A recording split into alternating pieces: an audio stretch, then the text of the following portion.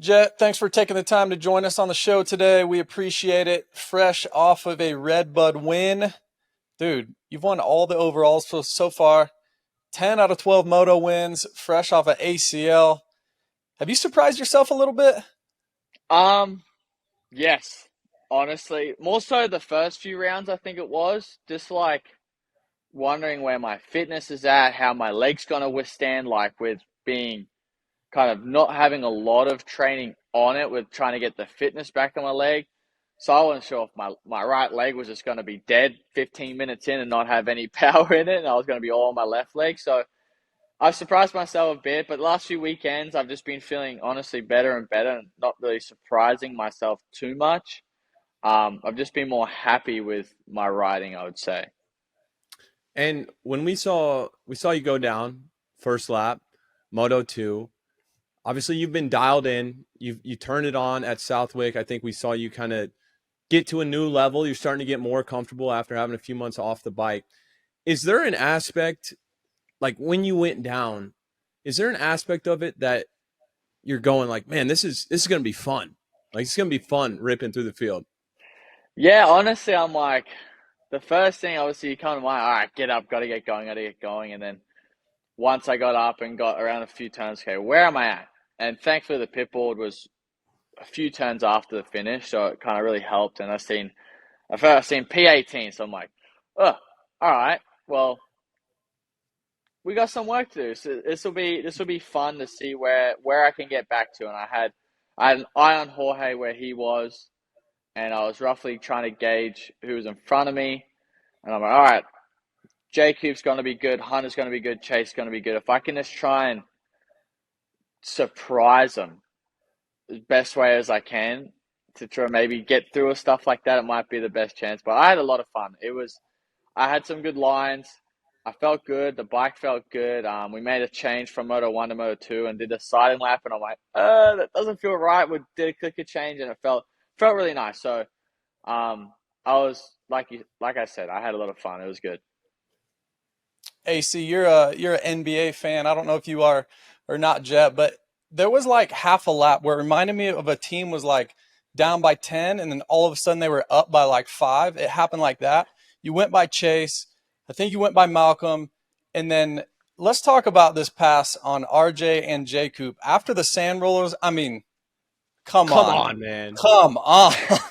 That was unbelievable. No, it was, dude, I'm surprised it worked, honestly.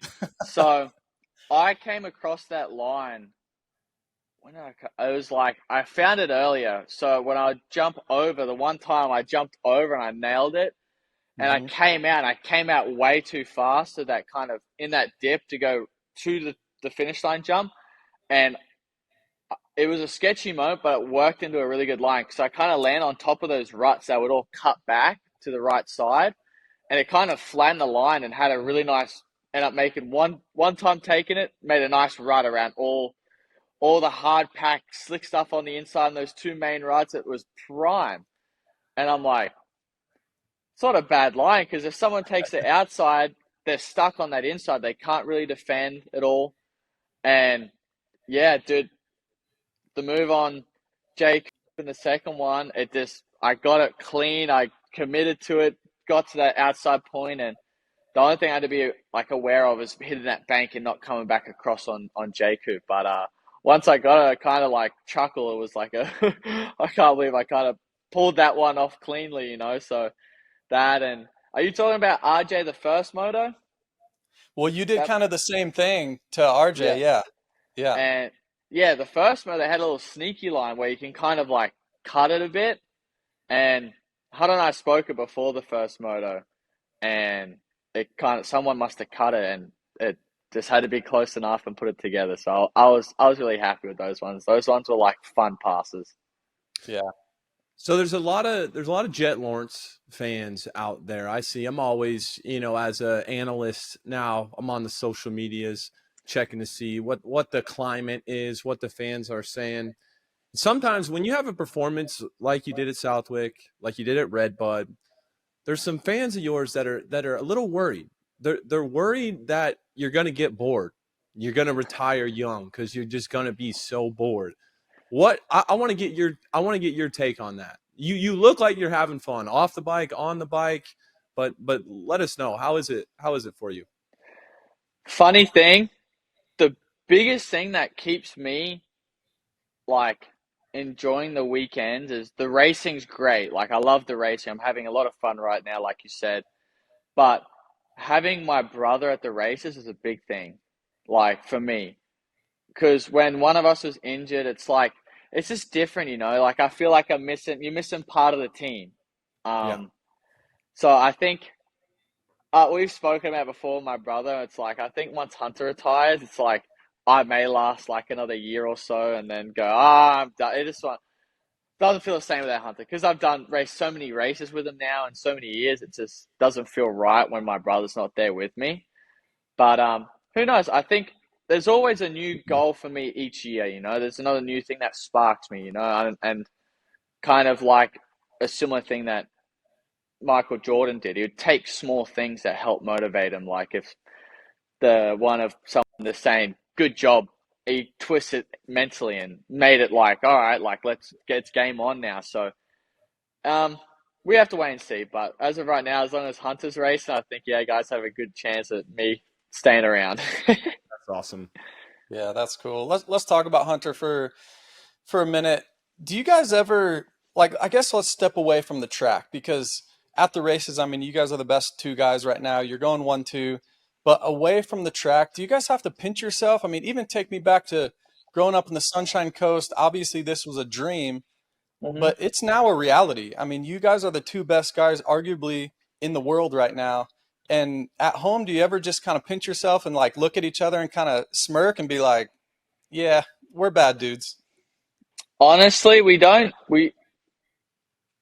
I think we don't do it enough for us, for other people, but every now and then we do. Yes, it's just a cool moment to go look at something and just be like, I think, especially after this weekend, I would say to look at it Mhm. and go, we're 1-2 on points. Last year when we tied on points in Las Vegas, those moments I think for us are like, hell yeah, this is sick because, and more so, I feel like more so for my dad as well. Like you have both of your boys at the top of a sport, you know, and battling and competing together, you know, and I think it's awesome. You know, sometimes yes, I have to pinch myself and just like realize like, dude, like I'm up here, this is awesome, but I'm getting to do it with my brother, and I think that goes back to the same thing of having my brother there makes it so special, you know, like if he wasn't there, it wouldn't feel as special, I think, as it does when he is there. I think one of the things that maybe overlooked a little bit when I talk about your program. We were just on the show last week, and I was talking about Dazzy and just being around the industry, kind of hearing about your guys' program, and just listening to Dazzy. Obviously, being around him a little bit, it seems like everything is very intentional. Bike setup, what kind of track you're training on during the week, like what part of the country you're training, like everything is intentional. I'm wondering, kind of when you were a kid coming up, was Dazzy, was he hard on you guys? Did he push you, like push you hard in terms of just like a gnarly coach, or was it more of him kind of guiding you along, and it was kind of under your own willpower, if that makes sense? It's like a good happy medium, you know, because you need discipline as a kid. You need to be told no, yes, like you can't just be always told yes, you know. And so it's a good happy medium of being disciplined, but also like kind of knowing because he knows deep down that we will if we're doing working on something, okay. Say if we're working on corners when we were younger, trying to do this, and for Hunter it worked really well with. For me, not as much, and Dazzy will kind of like get to a point with Hunter and be like, "Come on, like maybe it's not good enough for it," and like, and Hunter will get that like, "Oh, like no, I'm gonna prove you wrong," you know, where Dazzy had to learn a new way with me because when I was younger, he'd like maybe it's not good enough, and I'm just like, yeah, maybe not.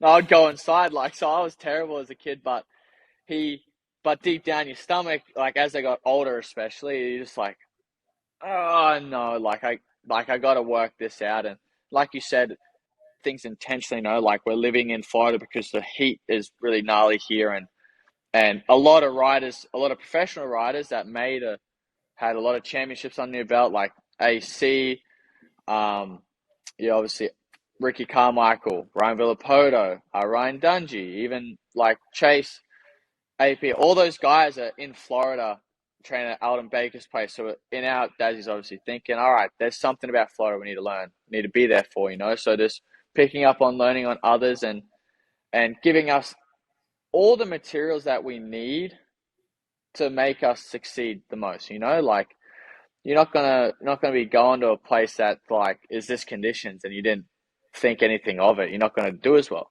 If you go, okay, we're getting these conditions, riding like Southwick, for example, okay, we gotta go to a sand track that's gonna get us our sand legs and blah blah blah. So everything's very intentional, I think. And Dazzy, we're at the stage now where Dazzy just has to kind of not guide us, but like has to only say a few words for us to go, oh, okay, yes, okay, we're doing Right. this, doing that. So he's very smart. He's learned us the best and knows how to not work us, but like what sparks us best of going, oh no, this is right, or okay, actually let's go this way with the bike, or no, I'm feeling like this. So it's good to have him in our corner. It's like a secret weapon. Yeah, I know there's been a time or two where I've come into the truck during Supercross and I'll get like a counseling session from Dazzy. I remember, forget what race it was this year, but he was giving me parenting advice. We were talking about marriage. We're like, Yeah, it was awesome. The guy's just an absolute legend. So yeah, he's obviously, awesome. yeah, yeah, he's Well, and great. it's hard. It's hard, right? Sorry to cut you off there, JB. It's Are you good? hard, Jet. Regardless, for you, since you've been in the premier class, of course, you've had, a couple injuries, a couple down times, but still, even when you're succeeding, there's so many little moments throughout the course of a season where it's so important to have somebody, like Johnny O, like Dazzy, that you Yes, trust at all times, because when stuff yes, starts to go bad, everybody's got something to say. Like everybody's exactly. telling you, do this, do this, do this. And to have Dazzy, to have Johnny O, guys that you trust, I mean, it's huge, right?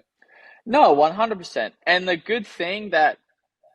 one thing that my dad did very well from when we first kind of go over here, because obviously I've grown up in the social media kind of area, like when I first went pro and stuff like that. So criticism is a lot nowadays, especially. So whenever we had those tough times, it's not like my dad fully stood back and just go, you got to deal with it on your own. But he would kind of let me learn what it's like in this bit of a mental struggle. So and to make me mentally stronger. So then, and like now with anything, like my dad's like, I believe in my boys, whatever. If I leave this earth one day all of a sudden, I know my boys will be strong. I know my boys will be tough, look after the family and whoever they're dating, married to, and stuff like that. And in any predicament on the track. So it is good having him in those situations. And he's there, thankfully, if I'm lost on something, it's like I'm in a hard spot where I can't get past this one thing. He helps us simplify it. Doesn't do anything crazy. It's not like you're this, you're that, and this. Dude, it's this and this. It's not that really big of a deal, and it's just nice to have someone like that in your corner to just simplify it and calm it down, not make it as big as it seems. Yeah, that's really cool, man. You have obviously Hunter as a big brother and a mentor. You've got your family right there. I want to talk about that bike a little bit. Maybe the most brilliant thing that you guys have done is, I forget what race it was, but I asked one of the Honda guys, or maybe one of us was talking, and the only difference between you and Hunter's bike at the time was basically grips, and I think he had like a little bit more oil in his fork. Well, now it seems like he's running the same grips as you, right? You guys run the same, and then I now think so, you, yes. yeah, you jumped on his bike this past weekend during press, and you guys are riding each other's bikes. Like, this is brilliant. Like, you're testing a little bit, you're doing things together. The bikes are nearly identical. Talk about that a little bit. That's cool. Yeah, so the us swapping bikes, honestly, helps out the team a lot more, Hmm. and helps out us. It's a win-win. The guys aren't having to do so much work on taking this shock out, then taking my shock out, swapping the bikes, doing this, doing that. I know my setting, and I know Hunter's setting really well. I know I'm a bit heavier on my feet, like more to the rear end of the bike, my weight is, where Hunter's more central forward. I'm central rear. Just because I have a bit longer legs, and that's how I ride. So a lot of the times we can swap each other's bike and go, yeah, I felt this had a really good character in it, but for me on that setting, this was a little stiff. If this was Hunter's talking in the rear, it's a little stiff. I think I'd go a little softer, or we'd do something to compensate to make it fit Hunter more, or from vice versa. I'll be like, you know what, this a little softer. Like on the weekend on press day, Hunter had a lot better shock than I did. I had a different bladder in mine, or no, top spring, and I didn't like mine as much. I went on Hunter's, and I already knew he wasn't going to like my shot because it felt stiff for me. I'm like, he's going to hate that thing. And he only did one lap, and he was trying to see if I was in pit lane. He had to do another one. But I rode Hunters and go, yeah, it had so much more compliancy. It tracked good out of turns, but it was a little soft on the bigger braking bumps. All right, we put either a little bit more oil in, raise it maybe a smidge. That's up to the suspension guys. But this kind of helps tick a lot more ideas off in a day of testing than us having two bikes, So it also helps out the mechanics, I think, with having a little bit less of work. Going back to Redbud, I turned my TV on and I was angry, Jett. I was angry. You know why? Because they ripped that track so unbelievably deep that it looked like a muddy Unadilla or something. I'm Dude, like, I'm like, where did Redbud go? So my question to you, and I've always been a proponent of like let the tracks each have their own natural characteristics, right? But my question to you is, what do you think about that? Like, what do you think about that super deep prep? yes, it was definitely a lot different than regular Redbud for sure.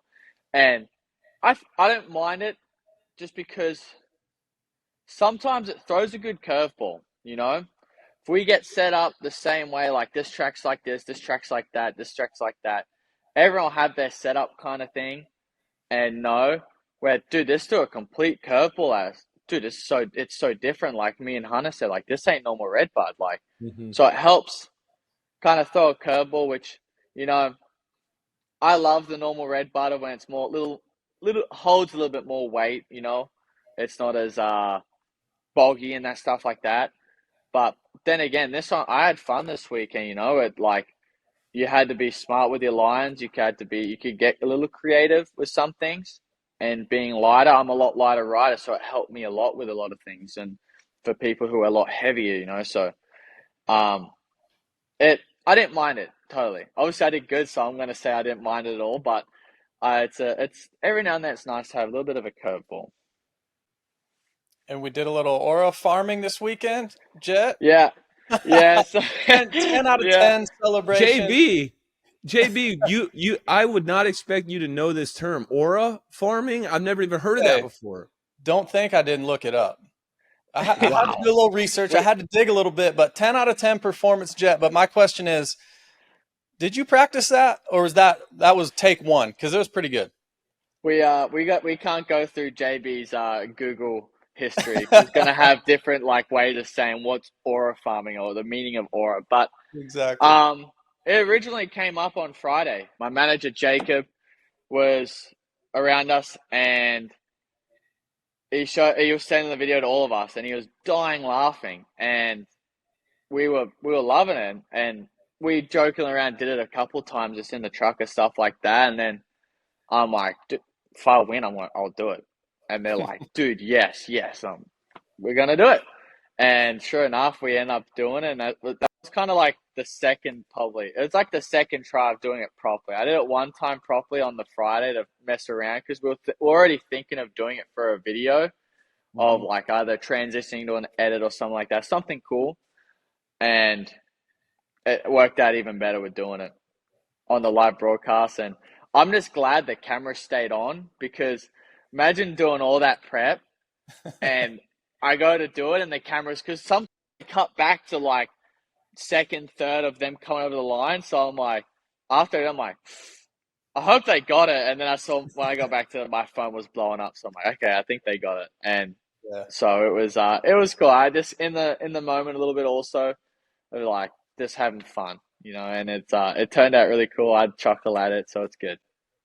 Yeah, that was Isn't it? great. It's funny, man. Even when I was good, when I had a chance at getting on the podium every week, and sometimes during the week, I would just think about like something I was going to do over the finish line or something I was going to say on the podium. It's kind of fun. Transitioning on to something much more important than this weekend's race, dude. You've been talking to me a little bit about the golf game. Where are we at? How's the Where swing? the swing, it's feeling good. I've already spoken to you. We have some pretty exciting things in the books coming up with it because I want to get more into it. I love the sport. I love the mental side of it, how you got to be calm. And I just love the little details of the golf game. And a lot of people are into it, especially as athletes, because the one thing we kind of can do in our contract doesn't get us hurt. But it's feeling good. It's a nice break away from reality, break away from just the everyday life kind of schedule of training, racing, eating, all that thing of going towards dirt bikes, and I love it. It's awesome. The swing is uh, solid, and AC. So There's been good. several times where we're doing race day live, obviously on the weekends for Supercross, and there's a lot of downtime. And I don't know how many times Jet that he has said, "Dude, Jet swing is just so good. It makes me so mad. Jet swing is so good." Oh, I, So you're in his head. You're already in his head. Oh, yeah, you're in my head bad, dude. You're in my head. You look like Adam Scott. He So I does know, too. dude. I don't know how I got this swing. I lucked into it. I'm a very big watcher, so I just watched a ton of YouTube, and I've had some tips and helps from like some pro golfers and stuff like that. But like one of our local pro golfers, he's retired now, but he played with Tiger Woods back in the day as well. And he's like a +5 handicap. He pures every shot, and he gave me some tips and like kind of just more like training uh tips as well of like drills I can do, and it's helped my swing a lot. I've definitely lucked into a good swing. I'm still nitpicking at it. I can't. I still don't think it looks. I'm just very picky. I want it to look like a tour pro swing. So I still don't think it's there yet. But no, I definitely have a very good swing. Thankfully, I lucked into one. So thanks to the golf gods for that. Hey, JB and I are playing Quail Hollow the week before Charlotte SMX, so bring it in, dude. Let's Let's play. go. We'll have to. We'll have to go there. That sounds like a good course. So I'm always down to golf. You can count me in. That would be a blast. Last thing for me before we get into some fan questions. AC was talking a little bit about the mental game, and just during the week, sometimes you have to kind of manufacture some motivation or we're talking about celebrations, things like that. You seem so carefree, and it's really hard to do as a professional athlete. Me and Adam talk about it all the time that just we would overthink things. You seem like you're in the perfect spot of you don't overthink, but you're obviously thinking about certain things because you wouldn't be as good as you are. So talk about just the week preparation, getting on the flight. Like, when do you actually start thinking about, like, last week in Redbud? Are you thinking about it on Tuesday? Do you not think about it till you line up? Walk us through that. Um, I mean, the biggest thing that's helped me, especially this year, I'd say, especially with my mental, I've been, and it kind of goes to the golf and this book I was reading. It this kind of was more so in the just now. Like, all I can control physically is the now. Like, I can't go ahead and change something that's an hour ahead or days ahead. Like similar with a golf swing. I I can't control where my ball lands, how it's going to bounce, what it's going to react like. All I can do is control my swing, and that's it. I focus on my swing and make sure I do everything in my swing. The ball will do what it is gonna do, but I can't control a gust of wind. I can't control those other things. So I think the biggest thing that's helped me is just focusing on my now. You know, when I get to a situation, I'll deal with it, whatever my instinct tells me or whatever why I'm thinking of doing in that, and I think that's what helps a lot. And even with the racing, all I focus on. All right, on the start gate. So I'm not trying not to think too much about the racing. It's more like, all right, I got to go through my start and make sure I execute this feeling, this feeling, this feeling, and then I kind of know my riding. I don't think too much into the actual lap side of thing. I normally rely more on instinct with that because I feel like I trust my instincts a lot, and whatever happens will happen. I feel like I can trust myself with that, but all I control is my start, and just trying to execute that. And then once where we second, third, fifth, sixth, 10th, we'll go from there. Dude, if you have work ethic and you have that mentality that stay in the present moment, which it's so difficult to do, especially now, like you said, growing up in the social media generation, all this stuff, all this outside noise. Like, if you can figure that out, man, you could probably be the president of the United States, if you wanted to, man. But I don't hey, know. I thank don't have the you. intelligence for that. I'm not that smart. I'm just dumb smart with certain things. A lot of people are talking about they want to know what your training regimen looks like during the week. Yeah. My training during the week, it's pretty simple. It's not like too crazy. It's like Mondays all the time is from, if we're getting from a race, it's just, a cycle, maybe some gym, depending really on the race before. Like a Southwick, very energetic, so we won't do gym because we don't want to build up some of that energy again. So more just a recovery cycle, recovery day, and then Tuesday, sometimes we're working on different things of the bike and we're doing our motos. And right now we're just trying to build as much laps as I can because I feel like the more time I spend on the bike doing laps and builds my fitness, builds the knowledge of what my bike does in certain bumps, certain ways, and kind of takes care of a lot of things without thinking of it in a way. So that's Tuesday. Wednesday, some starts. Obviously, we'll add starts on there and just refire those muscles again. Then a lot of times Thursday, we're flying back to the race again. Just in case any storm, we live in Florida. It's raining a lot. There's a lot of storms. We fly out Thursday just in case something gets delayed, cancelled. We still have Friday to try and catch a flight. Hey, what's the go-to airline? Dude, we jump around a lot. So we do anything that's direct. We used to stick to an airline, but I hate layovers. The same with Hunter as well. He hates layovers. So, because we always find when you have layovers, there's always drama. Something getting delayed, missing the next flight. So, like, if we can find a direct, we'll take it. So, anytime we have layovers, we're stressing. Respect. All right. What music does Jett listen to when prepping for a race to hype him up? I would say the last few weekends. Let me have a look. Last few weekends, it's been like, I don't know what you would say it is. It's like house tech, not techno, but like upbeat songs, like like Fisher and them, Oh yeah. like that kind of style, like Fisher. Uh, right now, I like Fisher. I got a whole lot of random ones. Like these are some of the randoms, but right now I'm really liking is Certified by AYYBO, and then In My Head by Chris Lake and Amber Mark. Those ones are just, but like, I've learned my lesson from when I first was going pro. I can't listen too much like hard hyped up music because then I just go do stupid stuff. So when I was crashing a lot, so I learned my lesson. I'm like, no headphones on the start line because I just go like, I just think I'm Superman. I go do stupid things. So Spotify over Apple Music then? Yeah, I'm a big Spotify guy. Okay. Yeah. I mean, Dylan, she released her music obviously to both, but we were on Spotify so we can help her out with the views so she gets more money in the end. What's one life hack that's made a noticeable difference in your life? One life hack, for me personally, it's been reading in the mornings. For me, reading in the mornings helps. Honestly, it helps with my talking a lot more. Even if I'm reading in silence, it's like this. It's almost like training. You do bicep curls to work that muscle to fire that bicep.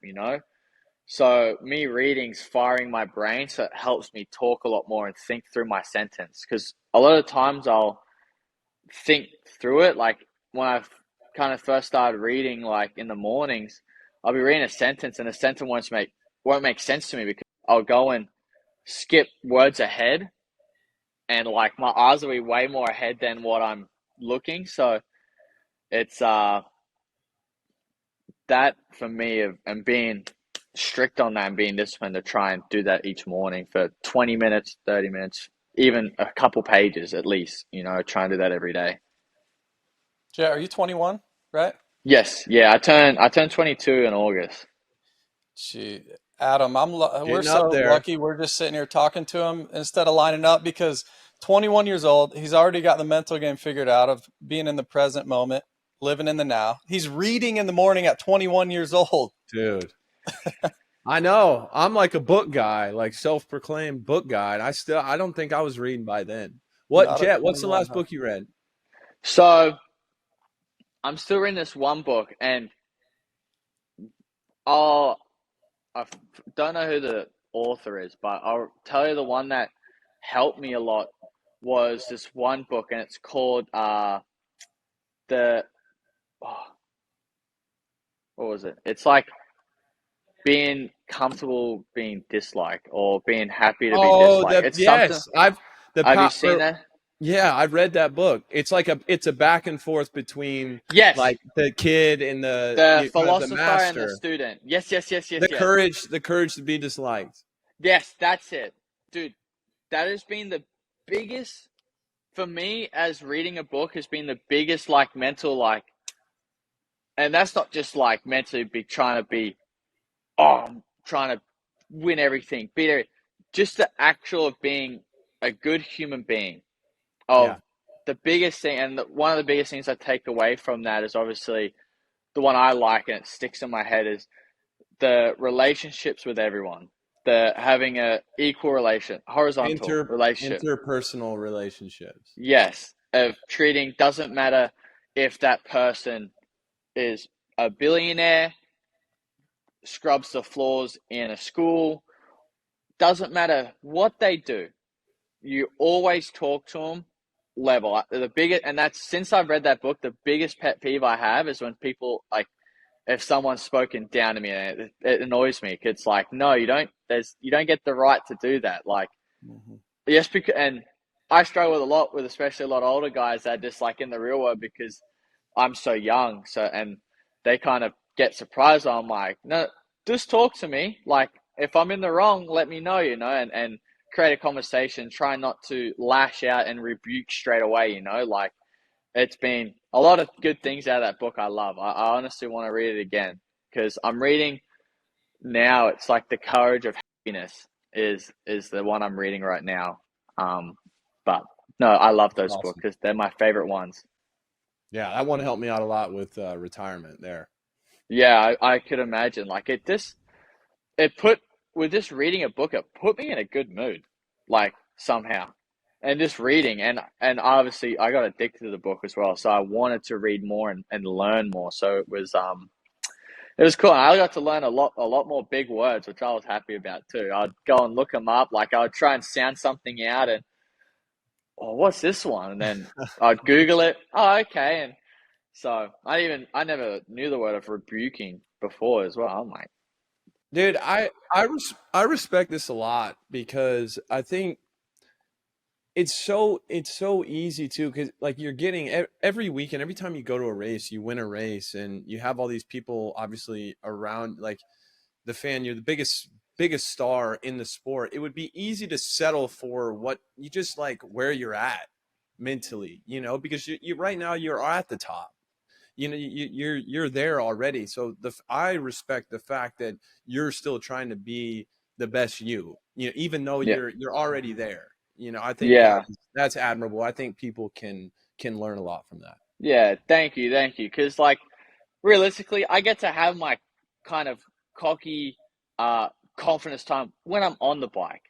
That's where I would show it. Like, okay, I'm going out there. I'm going to do the best I can, give my 100%, do the best I can for my team. And that's never to like, I'm going to show this person. It's more the crew around me, you know, like, dude, there's so many people that are behind the scenes that don't get the light or the fame that they deserve of helping me do what I need to do, you know, like, so it's a lot of small pieces that go into it, and I get the limelight, which I honestly wish those guys get it as well because they deserve it just as much as I do. Why'd you pick 18 for your number? I picked number 18 because of, I mean, with the points, if you get a certain amount of points, you can pick a number. And that the year of 2021, I had number 18. That's the points that I got to. So I was dealt with that one at the end of that year because I got the championship in outdoors. You kind of can pick a number to kind of make your career number. And I had a chance to go to a single digit. I think I looked at number 8, but I like the number 18 because I won my first championship when I was 18. And everyone knew me that year as number 18 because my original number I ran for many of years was number 49. And I almost wanted to go back to it, but it was kind of also a little bit of marketing. Like, if I go to 49, I'm just going to get a lot of questions like, why did you go to that number for? That for people who didn't know me before, you know? So, like, 18, I won my first championship with number 18. I was 18 when I won it. We're going to go with this. And do you ever catch yourself thinking about random stuff when you're cruising out front? Yeah, I have a few times. I've like split seconds of just even just like conversations of like, or I could have a conversation after this, or a podium speech, or uh, oh, I'm craving this food right now. Sometimes it's a song. I have a song stuck in my head. Like it's, I do get called out a few times, but lately we've been good. That's been more younger me. So now we're a little bit more focused on the task at hand. It's I love awesome. it. I love it. One last thing, Jet. Let's give AC a sales pitch on how amazing the Sunshine Coast is. I tell him all the time. He's talking about vacationing this summer and the fall. I think we drag him over to OzX Open and show him a little Sunshine Coast life. What do you think? I think so too. Just imagine, man, dude, you have beautiful beaches, but then yet again, another thing, you have beautiful beaches, cafes right on the beach that's just like Yes. 100 feet off the shore, but then there's no houses. So then there's nice grass. There's some reptiles, maybe some lizards running through the bushes, some birds. Then okay, we have cafes. Oh, then you got great food, great milkshakes, bacon and egg burgers with the best bacon. The eggs taste different. The bread tastes different. You have the food's good. Then you have people that is lovely and nice. You could talk to anyone. Um, The coffee. then The coffee. the coffee's great. You have coffee club. Go to coffee club. You can Yeah. have a nice coffee. Get it, dude. The banana bread, dude. That would take me down any day of the week. I love that stuff. I love banana bread so much from there. Banana bread. The bacon's good. This, like it. It's good, man. I don't know what else I have to say, but it's a good Ba- vacation spot. Bags are packed. Let's Bags are Was it packed, go. good? boys. We'll There see we you go. there. We'll see you there in November. Bring biggest selling point. The golf courses there are way cheaper than here for better conditions. Let's do it. Oh, I'm he's 100. I'll going now. probably. I don't know if I want to. I don't know if I want to go through the hassle of bringing my clubs all the way on the other side of the world, but I will definitely make sure I have a good rental set lined up. But I'll be Don't there. worry. And I Hey, have friends there. I have friends who have golf clubs. They'll hook if you up, especially on the Sunshine Coast. if I come there, we're all playing golf at some point. Get a little video, do a little 1000%. social thing. You know what I mean? Yeah. Let's do it. There, even Melbourne, like, there would be nice courses there. And, like, because I think this year we're flying right into Melbourne because they have it the week right. It's like the weekend after Paris. So I think we're going straight to Melbourne. But I know I wanna do a few things while I'm there. So I'll definitely be down to golf. I want to see if there's a fashion show or something at that time as well. It'd be pretty cool to go to in Oz. So Let's go. we're Let's looking for go. something. Nice. No skirts though, man. No skirts. No skirts. Don't worry. No skirts. I like long straight pants. The baggy We're good pants, with that. dude. Those are Yeah. everything now. I got the baggy jeans. We're gonna get JB on that. Are you We there, might. AC? You're there? Baggy Oh, I'm jeans? so there, dude. Really? But I just it's a dropped about balance. I just dropped about 1,500 in LA on 2 pairs of pants. Wow. Okay. Yeah, that's We where I'm need at. to, you know what we need to get you? We need to get you some Santos Studios. I'm gonna do a little plug for my clothing company that I'm Let's partners go. with. But Santos, we have the perfect jeans, great fitting. They're baggy, but not too baggy where you look like it's you. Okay, he obviously just ordered whatever's on the shelf and it doesn't have his size. It's fits well, classy. It's high end, but not overpriced. It's in Nordstrom now, all around America.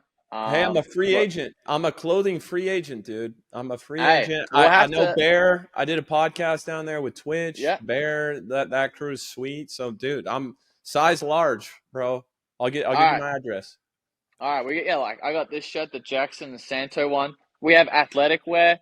We got shoes, bags, you name it. Well, I don't work out anymore, so I don't need Oh, that. that's fine. It's probably for the best. No one likes working out realistically when they're happy. That's awesome. Sweet. Jett, thank you so much, man. Always a pleasure. You're wise beyond your years, that's for sure, man. Thanks for coming on. No, thank you guys. Thanks for having me on. I really have fun talking to you lads. So thank you. Thanks, brother.